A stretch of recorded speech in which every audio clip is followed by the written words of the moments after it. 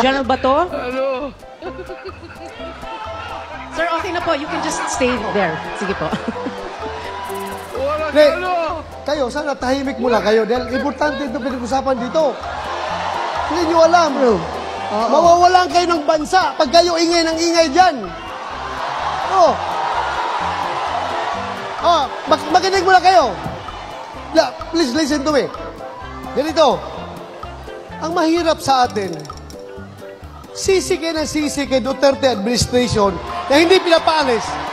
Kaninong panahon ba nagsimula pumasok ang mga insik dyan?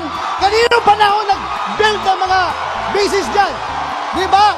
Sa panahon ng mga partido nyo, mga otso diretso? Sino? Oh, bakit ngayon sinisisi si Duterte? Na panahon pa ninyo yung pumasok ng mga insik na yan?